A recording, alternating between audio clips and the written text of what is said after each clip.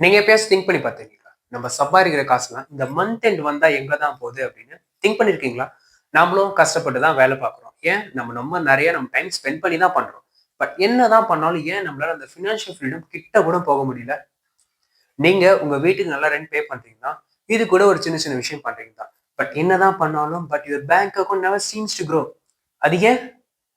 அப்போ இங்க விஷயம் வந்து நம்ம நெறைய பணம் சம்பாதிக்கணும்னு கேட்டீங்கன்னா, கண்டிப்பா இல்ல. நம்ம இருக்கிறத எப்படி மேனேஜ் பண்ணணும்னு தான் தெரியும். சோ இந்த வீடியோல என்ன பார்க்க போறோம் பார்த்தீங்கன்னா, தி ரிச்சஸ்ட் மேன் இன் பேபிலோன்ற புக்க பத்தி தான் பார்க்க. இந்த புக்ல இந்த ஆத்தர் நெறைய சொல்லியிருக்காரு. அதுல நான் உங்ககிட்ட பார்த்தீங்கன்னா, ஒரு ஃபியூ இம்பார்ட்டன்ட் பாயிண்ட்ஸ் நான் உங்ககிட்ட ஷேர் பண்ண போறேன். ஃபர்ஸ்ட் லெசன் பார்த்தீங்கன்னா ரொம்ப சிம்பிள் தான். பட் ரொம்ப ரொம்ப ரொம்ப ரொம்ப எஃபெக்டிவ்னு சொல்லலாம். என்னன்னு பார்த்தீங்கன்னா, நம்ம சம்பாதிக்கிற காசுல ஒரு 10% பார்த்தீங்கன்னா எடுத்து வச்சுன்னு சொல்லலாம். ஃபார் எக்ஸாம்பிள் நீங்க 50,000 சம்பாதிக்கணும்னு வச்சுக்கோங்க. அதுல 10%னா ₹5,000. அப்ப நீங்க மந்த்லி பார்த்தீங்கன்னா ஒரு ₹5,000 பார்த்தீங்கன்னா எடுத்து தனியா வச்சுக்கணும். சரிங்களா? அப்போ ஒரு வருஷத்துல உங்ககிட்ட எவ்வளவு இருக்கும் பார்த்தீங்கன்னா 60,000 இருக்கும்.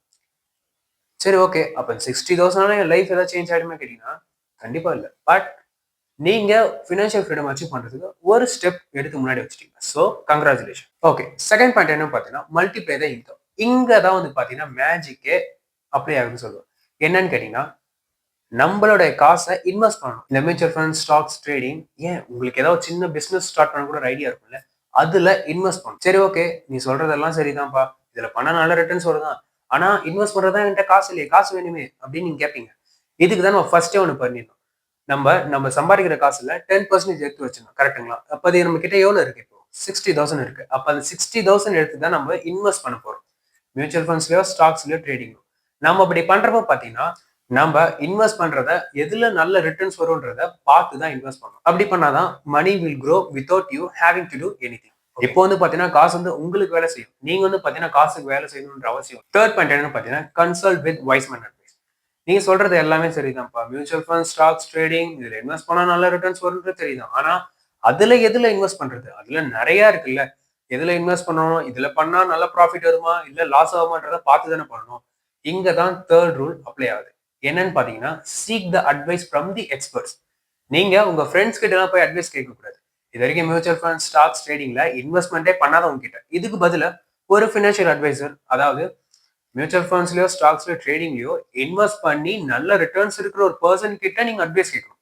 அப்படி கேட்டா தான் உங்களுக்கு ஒரு கான்ஃபிடன்ட் இருக்கும். நம்ம காசு வந்து பாத்தீங்கன்னா ஒரு சேஃபான இதுல தான் நம்ம இன்வெஸ்ட் பண்ணிருக்கோம். அடுத்து என்ன பாத்தீங்கன்னா, master and upgrade your skills. உங்க ஸ்கில்ஸை நீங்க அப்டேட் பண்ணணும். ஏன்னா நீங்க எந்த அளவுக்கு நாலேஜ்ல இன்வெஸ்ட் பண்றீங்களோ அந்த அளவுக்கு பாத்தீங்கன்னா உங்க ஃபியூச்சர்ல வந்து நல்ல ஒரு ரிட்டர்ன்ஸ் கொடுக்கும். So keep learning and keep mastering your skills. இதுல நான் ஸ்கில்ஸ்ன்றது எதை சொல்ல போறேன்னா, நீங்க ஒரு சின்ன பிசினஸ் ஸ்டார்ட் பண்றதா இருக்கணும். இல்ல நீங்க உங்க ப்ரொஃபஷனலே கூட ஏதாவது ஒரு ஸ்கில் டெவலப் பண்ணணும்னு ஆசை இருக்கும். நீங்க கத்துக்கிட்ட அந்த ஸ்கில்ல வச்சு இன்னொரு பாசிவா ஒரு இன்கம் பார்த்தீங்கன்னா ஜென்ரேட் பண்ணலாம் தான் நான் சொல்றேன். இப்போ நீங்க ஸ்டாக்ஸ்லயோ, மியூச்சுவல் ஃபண்ட்ஸ்லயோ ஏதாவது ஒண்ணு பண்ணணும்னு நினைச்சீங்கன்னா, அத பத்தி உங்களுக்கு நாலேஜ் வேணும்ல. மியூச்சுவல் ஃபண்ட்ஸ்னா என்னன்னு தெரியணும்ல. ஸ்டாக்ஸ்னா என்னன்னு தெரியணும்ல. ட்ரேடிங்னா என்னன்னு தெரியணும்ல. இல்ல நீங்க ஸ்டார்ட் பண்ற சின்ன பிசினஸ் கூட இந்த பிசினஸ் வச்சா சரிப்பட்டு வருமான்றத நாலேஜ் உங்களுக்கு தெரியணும்ல. சோ அத தெரிஞ்சுங்கன்னா நீங்க அதுல இருக்கிற ஸ்கில்ஸ நீங்க டெவலப் பண்ணணும்னு தான் நான் சொல்றேன். நான் மட்டும் இல்ல, அந்த ஆத்தரும் அதே தான் சொல்றேன். நெக்ஸ்ட் வந்து பாத்தீங்கன்னா ரொம்ப ரொம்ப ரொம்ப ரொம்ப இம்பார்ட்டன்டான பாயிண்ட் சொல்றேன். ஏன்டா நீ சொல்றது எல்லாமே இம்பார்ட்டன்ட் பாயிண்ட்ஸ் தான் சொன்னேன். இதுலன்னா இது ரொம்ப இம்பார்ட்டன்டா கேட்டீங்கன்னா, ஆமா.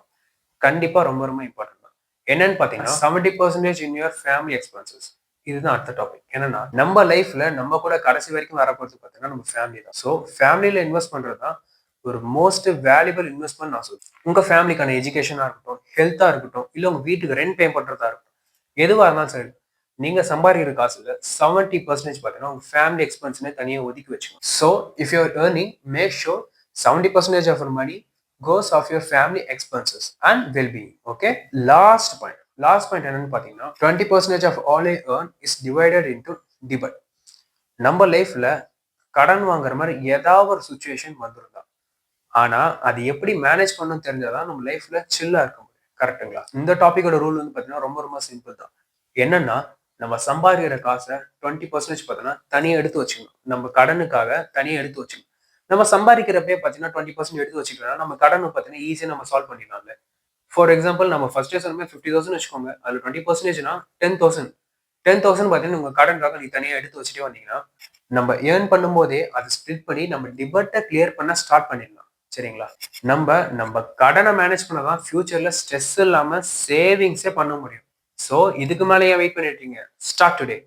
இந்த வீடியோ உங்களுக்கு பிடிச்சிருக்குன்னு நினைக்கிறேன். இதோட நம்ம நெக்ஸ்ட் வீடியோல பார்க்கலாம். பாய்.